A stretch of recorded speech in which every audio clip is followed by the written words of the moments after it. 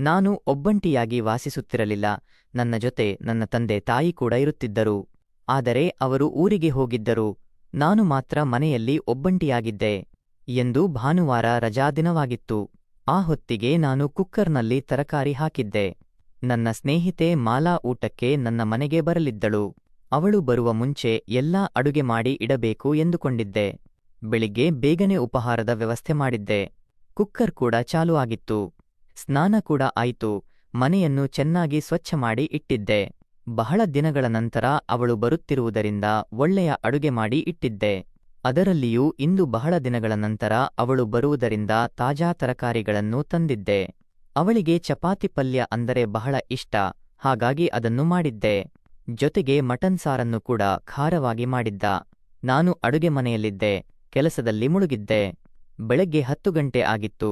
ಆದರೆ ಮಾಲಾ ಇನ್ನೂ ಬಂದಿರಲಿಲ್ಲ. ಪ್ರತಿ ಬಾರಿ ಅವಳೇ ಊಟಕ್ಕೆ ಮನೆಗೆ ಕರೆಯುತ್ತಿದ್ದಳು. ಆದರೆ ನಾನು ಮಾತ್ರ ಅವಳನ್ನು ನನ್ನ ಮನೆಗೆ ಕರೆದಿರಲಿಲ್ಲ. ನನಗಾಗಿ ಮತ್ತು ಅವಳಿಗಾಗಿ ಸ್ವಲ್ಪ ಜಾಸ್ತಿಯೇ ಅಡುಗೆ ಮಾಡಿ ಇಟ್ಟಿದ್ದೆ. ಕುಕ್ಕರ್ ಸೀಟಿ ಹೊಡೆಯುವುದನ್ನು ಆಫ್ ಮಾಡಿ ನಾನು ಚಪಾತಿ ಮಾಡಲು ಶುರು ಮಾಡಿದೆ. ಚಪಾತಿ ಮಾಡಿ ಇಟ್ಟೆ. ಆಗ ನನಗೆ ನನ್ನ ಮೊಬೈಲ್ ಬಹಳ ಸಮಯದಿಂದ ರಿಂಗ್ ಆಗುತ್ತಿರುವುದು ಗೊತ್ತಾಯಿತು.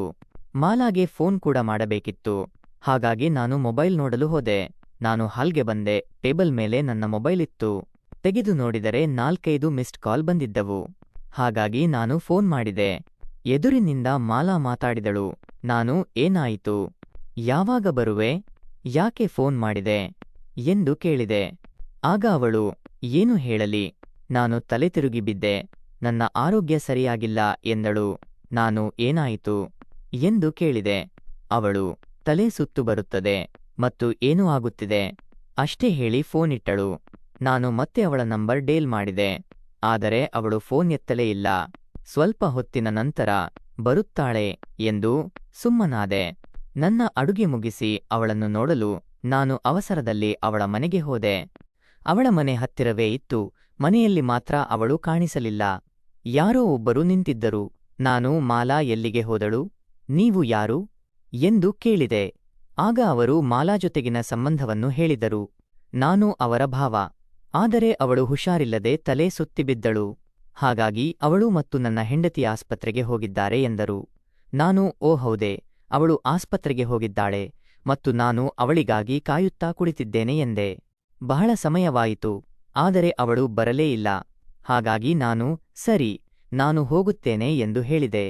ಅವರು ನಿಲ್ಲು, ಈಗ ಬರುತ್ತಾಳೆ. ಫೋನ್ ಕೂಡ ಎತ್ತುತ್ತಿಲ್ಲ ಎಂದರು. ನಾವು ಮಾತನಾಡುತ್ತಾ ಅವರು ನೀವು ಯಾರು? ಎಂದು ಕೇಳಿದರು. ನಾನು ಅವಳು ನನ್ನ ಸ್ನೇಹಿತೆ. ನಾವು ಯಾವಾಗಲೂ ಒಬ್ಬರಿಗೊಬ್ಬರು ಸಹಾಯ ಮಾಡುತ್ತೇವೆ ಎಂದು ಅವಳು ನನ್ನ ಮನೆಗೆ ಬರುತ್ತೇನೆ ಎಂದು ಹೇಳಿದ್ದಳು.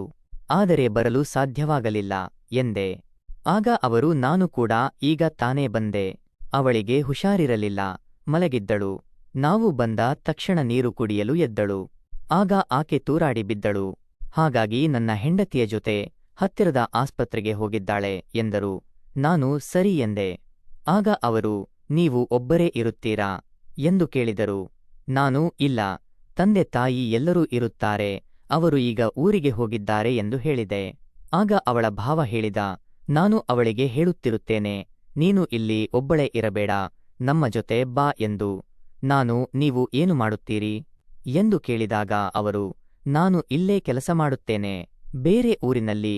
ಆದರೆ ನನ್ನ ಹೆಂಡತಿಗೆ ಅವಳು ಹತ್ತಿರದ ತಂಗಿ, ಸೋದರತ್ತೆ ಮಗಳಾಗಿದ್ದರು, ಬಹಳ ಹತ್ತಿರದ ತಂಗಿ ಎಂದರು.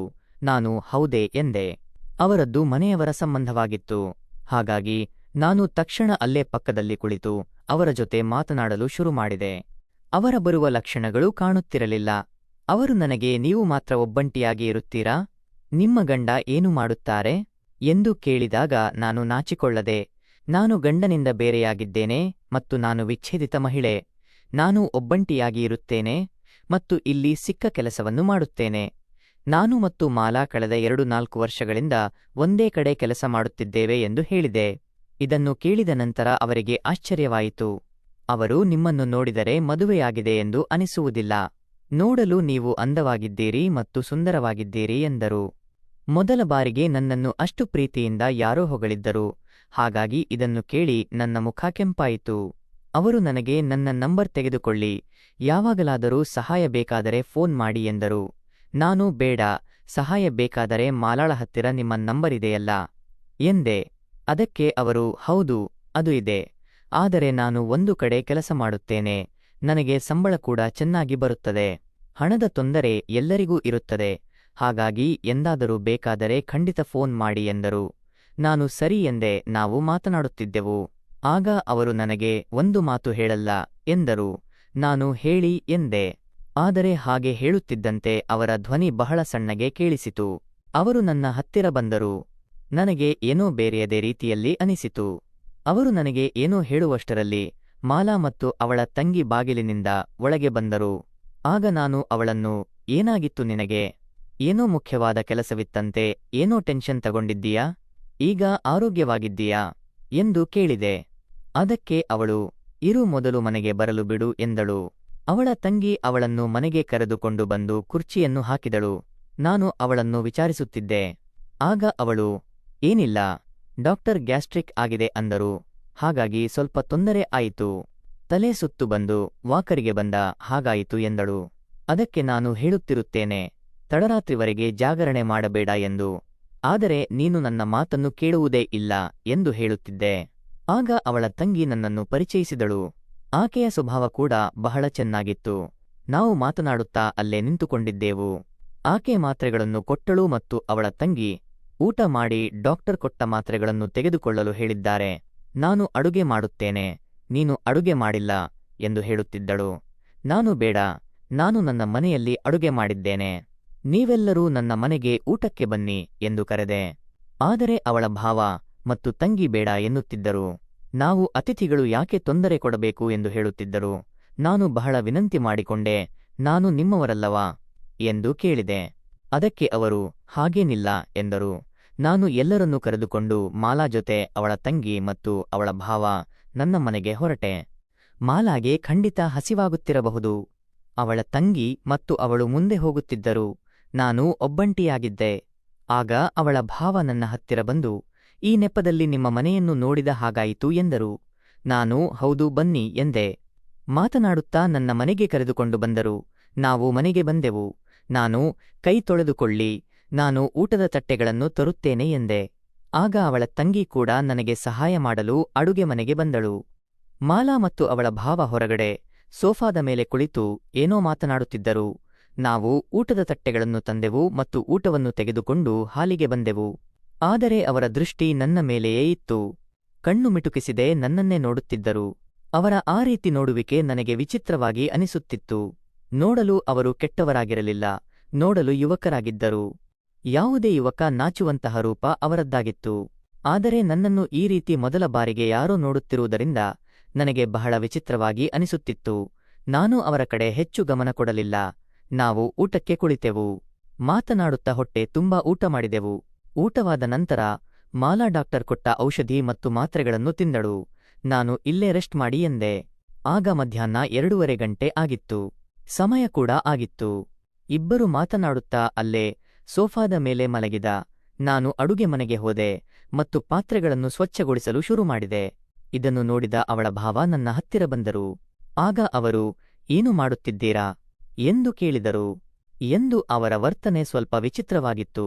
ನನ್ನ ಜೊತೆ ಯಾರೂ ಅಷ್ಟು ಮಾತನಾಡುತ್ತಿರಲಿಲ್ಲ. ಆದರೆ ಈಗ ಪರಿಚಯವಿರುವುದರಿಂದ ನಾನು ಕೂಡ ಅವರ ಜೊತೆ ಮಾತನಾಡುತ್ತಿದ್ದೆ. ಅವರು ನನ್ನ ಹೆಸರನ್ನು ಕೇಳಿದರು. ನಾನು ನನ್ನ ಹೆಸರನ್ನು ಹೇಳಿದೆ. ನಿಮ್ಮ ಹೆಸರು ಏನು ಎಂದು ಕೇಳಿದೆ. ಅವರು ತಕ್ಷಣ ವಿನಯ್ ಎಂದು ಹೇಳಿದರು. ನಾವು ಮಾತನಾಡುತ್ತಿದ್ದೆವು. ಆದರೆ ಸಂಜೆ ಆಯಿತು. ಅವರಿಗೂ ರೆಸ್ಟ್ ಸಿಕ್ಕಿತ್ತು. ಈಗ ಮನೆಗೆ ಹೋಗುತ್ತೇವೆ ಎಂದರು. ಆಮೇಲೆ ಎಲ್ಲರೂ ಸಂಜೆಯರು ಗಂಟೆಯವರೆಗೆ ನನ್ನ ಮನೆಯಲ್ಲಿ ಆರಾಮ ಮಾಡಿದರು. ಹೋಗುವಾಗ ನಾನು ಅವರಿಗೆ ಟೀ ಮಾಡಿಕೊಟ್ಟೆ. ಎಲ್ಲರೂ ಟೀ ಕುಡಿದರು ಮತ್ತು ಹೊರಟರು. ಎಲ್ಲವೂ ಗಡಿಬಿಡಿಯಲ್ಲಿ ನಡೆಯಿತು. 9 ಗಂಟೆಯಾಗಿತ್ತು. ಇದ್ದಕ್ಕಿದ್ದಂತೆ ನನ್ನ ಬಾಗಿಲು ಬಡಿಯಿತು. ನಾನು ಮನೆಯಲ್ಲಿ ಒಬ್ಬಂಟಿಯಾಗಿದ್ದೆ.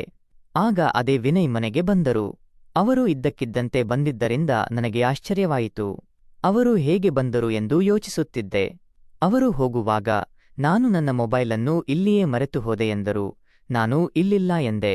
ಅವರು ನೋಡಿ, ಸೋಫಾದ ಒಂದು ಬದಿಯಲ್ಲಿ ನನ್ನ ಮೊಬೈಲ್ ಮರೆತಿದ್ದೇನೆ ಎಂದರು. ಗಡಿಬೀಡಿಯಲ್ಲಿ ಅವರು ಹಾಗೆ ಹೋಗಿದ್ದರು. ನಾನು, ಹೌದು, ನಿಮ್ಮ ಮೊಬೈಲ್ ಇಲ್ಲೇ ಇದೆ ಎಂದು ಹೇಳಿದೆ. ಮೊಬೈಲ್ ಕೊಟ್ಟೆ. ಆಗ ಮೊದಲ ಬಾರಿಗೆ ನಾವು ಒಬ್ಬರಿಗೊಬ್ಬರು ಕೈ ಮುಟ್ಟಿದೆವೋ ಏನೋ ಗೊತ್ತಿಲ್ಲ, ಅವರ ಬಗ್ಗೆ ಒಂದು ರೀತಿಯ ಭಾವನೆ ನನ್ನಲ್ಲಿ ಮೂಡಿತು. ನನಗೆ ಅವರ ಜೊತೆ ಹೆಚ್ಚು ಮಾತನಾಡಲು ಇಷ್ಟವಿರಲಿಲ್ಲ. ಅವರು ಈಗ ಹೋಗುತ್ತೇನೆ, ಇನ್ನು ಮುಂದೆ ನಾವು ಭೇಟಿಯಾಗುತ್ತೇವೋ ಇಲ್ಲವೋ ಗೊತ್ತಿಲ್ಲ ಎಂದರು. ನಾನು ಹೌದು, ಏನೂ ಗೊತ್ತಿಲ್ಲ ಎಂದೆ. ಅವರ ಜೊತೆ ಮಾತನಾಡುತ್ತಾ ನನ್ನ ಮನಸ್ಸು ತುಂಬಿಬರುತ್ತಿತ್ತು. ನನ್ನಲ್ಲಿನ ಭಾವನೆಗಳು ನನ್ನ ಮುಖದಲ್ಲಿ ಕಾಣುತ್ತಿದ್ದವು. ಬಾಗಿಲು ತೆರೆದಿತ್ತು. ಬಹುಶಃ ಅವರಿಗೆ ಈ ವಿಷಯದ ಚೆನ್ನಾಗಿ ತಿಳಿದಿರಬಹುದು. ಅವರು ಮಾತನಾಡುತ್ತಾ ನನ್ನ ಹತ್ತಿರ ಬಂದರು ಮತ್ತು ಹತ್ತಿರವಾಗಲು ಶುರು ಮಾಡಿದರು. ನಾನು ಬೇರೆಯಾದೆ. ನಿಮಗೆ ಏನಾದರೂ ಅರ್ಥವಾಗುತ್ತದೆ? ಬಾಗಿಲು ತೆರೆದಿದೆ, ಯಾರಾದರೂ ನೋಡುತ್ತಾರೆ ಹೋಗಿ ಎಂದು ಹೇಳಿದೆ. ನಾನು ಅವರನ್ನು ನಿರಾಸೆಗೊಳಿಸಿದೆ.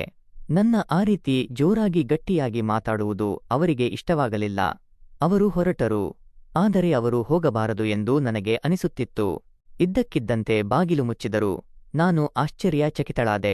ಬಾಗಿಲಿನ ಚಿಲಕವನ್ನು ಒಳಗಿನಿಂದ ಹಾಕಿದರು ಮತ್ತು ನಿಧಾನವಾಗಿ ನನ್ನ ಕಡೆ ತಿರುಗಿದರು. ಈಗ ನನಗೆ ಅರ್ಥವಾಗಿತ್ತು ಅವರಿಗೆ ಏನು ಬೇಕು ಎಂದು. ಅವರು ಒಂದು ಕ್ಷಣವೂ ಯೋಚಿಸದೆ ಹತ್ತಿರ ಬಂದರು. ನನ್ನನ್ನು ಹಿಡಿದುಕೊಂಡರು ಮತ್ತು ಶುರು ಮಾಡಿದರು. ನಾನು ಅವರನ್ನು ತಡೆಯಲಿಲ್ಲ. ಅವರ ಸ್ಪರ್ಶ ನನಗೆ ಬೇಕೆನಿಸಿತು. ಅವರು ನನ್ನನ್ನು ಎಂದಿಗೂ ಬೇರೆ ಮಾಡಬಾರದು ಎಂದು ಅನಿಸುತ್ತಿತ್ತು. ಅಲ್ಲೇ ನಮ್ಮ ಪ್ರೀತಿ ಚಿಗುರೊಡಾಯಿತು. ಬಹಳ ದಿನಗಳ ನಂತರ ನನಗೆ ಇಂತಹ ಸಂತೋಷ ಸಿಕ್ಕಿತ್ತು. ಆ ದಿನ ಸಂಜೆ ಅವರು ಬಂದಿದ್ದರು. 1 ಗಂಟೆ ಅಲ್ಲೇ ನಿಂತು ನಾವು ಇಬ್ಬರೂ ಒಂದಾದೆವು ಮತ್ತು ನಮ್ಮ ಪ್ರೀತಿ ಅಲ್ಲಿಯೇ ಬೆಳೆಯಿತು.